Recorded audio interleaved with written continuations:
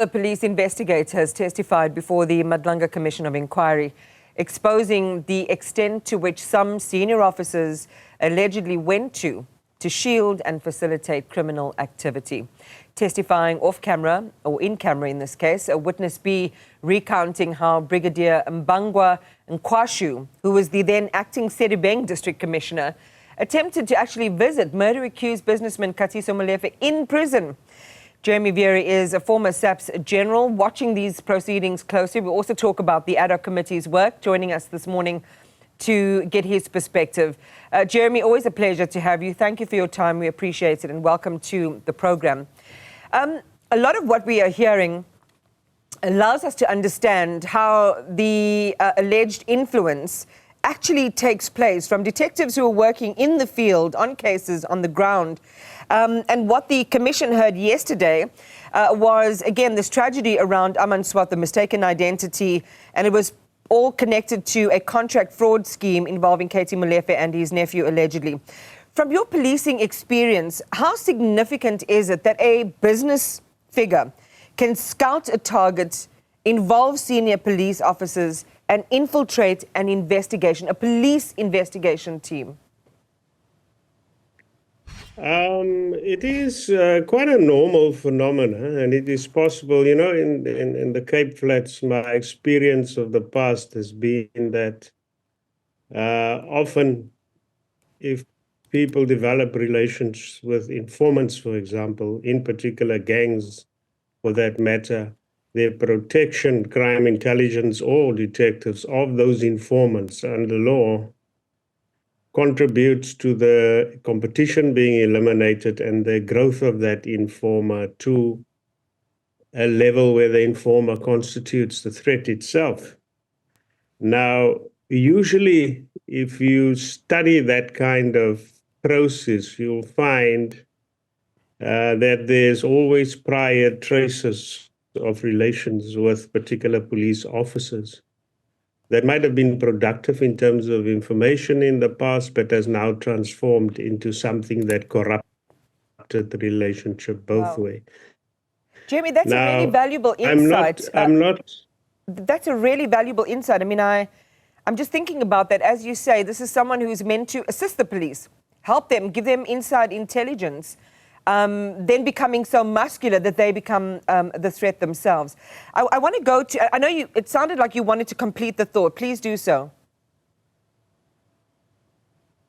Yes, but what I'm saying, I'm not saying it is the case here. I was just mentioning a particular example that is quite common when you're dealing with organized crime and the parallel growth of a relationship between a handler and informer. And then the informer becomes the threat itself after the rest of the opposition has been eliminated. And of course, the handler's career grows exponentially with a pattern of successes that preceded that growth. So how should police deal with that, Jeremy? As you say, I mean, at one point, they obviously provided information that was useful to police in cracking crime and eliminating other threats. How do police and how should police typically deal with that now, that emergent paradigm? I think an audit, the relational audit, the relationship of that relationship should regularly take place in intelligence or specialized units involving the detection environment, focusing on syndicates and gangs and larger, more complex forms of organized crime. Particularly if it is approached from a project investigation, one of the risks that you should plan for is compromise. And that would involve that you constantly audit expenditure and you look at the relationship as a commander of whatever project to almost regularly vet your people and determine the risks of individuals crossing that particular line. But that requires a kind of approach to operations that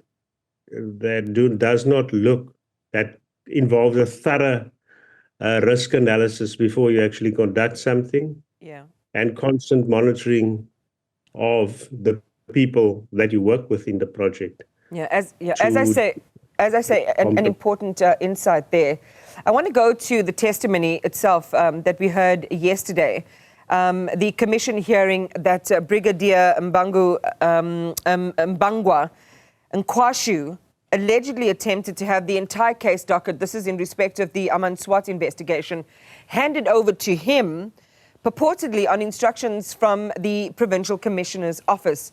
How do you evaluate the significance of such a move when it comes to preserving the integrity of the case? This is the seizure or redirection of criminal investigation dockets themselves. It points to a situation where the one hand is not knowing what the other hand is doing at a managerial level. Forget about the detectives doing the work, where there's not proper coordination between what is being done, where. We did not go into the details of how things are done, but at least between what a provincial commissioner or the Hawks is doing at some higher level, management level, where everybody accounts, like the Office of the National Commissioner or the National Head of Crime Detection or Crime Intelligence, that one would expect that at that level, where the total picture is understood of who is doing what against whom, against what target, that at that level there's proper coordination so that we don't leave to a situation like described by the investigator, for example, where he goes to see certain evidence at one premises and then some hawks land up at the particular place asking them what they are doing there. Now that kind of issue depends to a dysfunctional operational management system or even a management system at the point where both parties would account. So in that point, that type of dysfunction is what we're observing in descriptions when people deal even with the issue of the disbandment, for example, or not. Between the way different generals in the police contradict itself and what they knew and did not know and who did not communicate what to who is he. That type of managerial dysfunction is quite serious if one looks at the consequences that it has. Potentially, if the investigator, what they testified, had stepped back after having a warrant, stepped back from that particular scene at that house and followed the cue of the Hawks, according to his version, then the evidence the person came to sort would have gone missing. Yeah. So that to me is the challenge with these dysfunctional lack of coordination and that particular risk. But to me, I'm beginning to become worried given the extent that we're hearing of this in several examples, whether we're dealing with parliamentary ad hoc committee or whether we're dealing with the Madlanga Commission, whether we're not possibly moving in a direction where the question must be asked, must the police be placed under administration? Wow.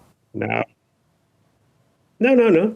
It's a normal thing in our country to do. So if you look at, for example, Minister Nzimande with the Mangosuthu University of Technology did so in 2022 to look at governance irregularities in particular and mismanagement of resources. Now, it's particularly done, and several other universities, I can mention the Vaal University in 2012, University of Zululand in 2009, where corruption particularly was an issue. So these things are not new. You have, in terms of our constitution itself, section 139, where provinces do that when a local government or local municipality has not achieved its objectives consistently, or there's maladministration or misadministration and governance challenges in that thing. So it's normal. Then what gets done? There was simple process. In terms of 139 in the municipal case, a directive is issued. A assessment officer is appointed. The current management is dissolved. A recovery plan. The situation is studied, and hopefully the guidance for that picture to launch an audit would come from processes like the parliamentary and the Madlanga Commission. I want to stop there, Jeremy, just for a second, if I may, because I think what you said is really important about placing, because we're all asking, now that we're hearing about all this rot, what do we do about it? What's the way forward?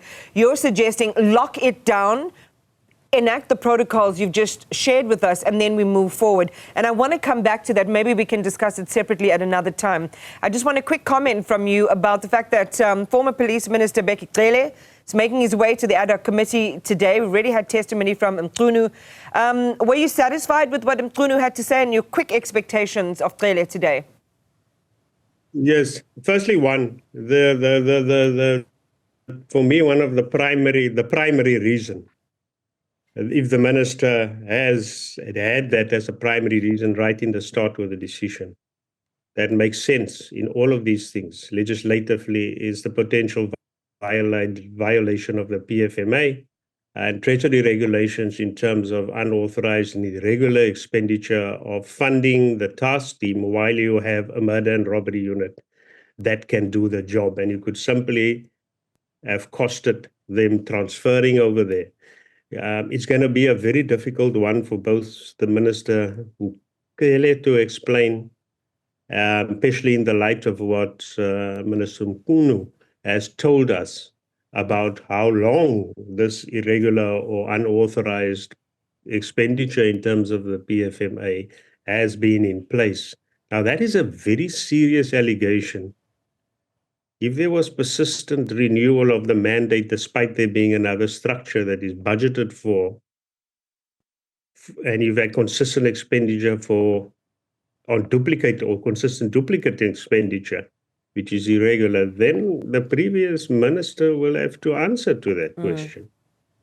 At least the current minister, they used it as a reason to say this thing has been going on for 5 years and I urgently had to stop it. So from the current, from Minister Mqunu's perspective, that would be the largest weighing factor in the decision. But one would also like to know what was not teased out in the evidence. Okay, if that was your reason, the Treasury regulations forces you to go and report the matter and go and investigate it in particular. And I think things like an external audit would be there of the task team's work. Yeah. Against the value for money principle would be an issue, and then also teasing out the issue of there being a duplicate structure already in a place. All right. Officially called and robbery. So, Jeremy, we've got to leave it there. We are so out of time. But you've given us a lot to think about this morning, both in terms of the informer system and then also about whether it is time to lock down the SAPS.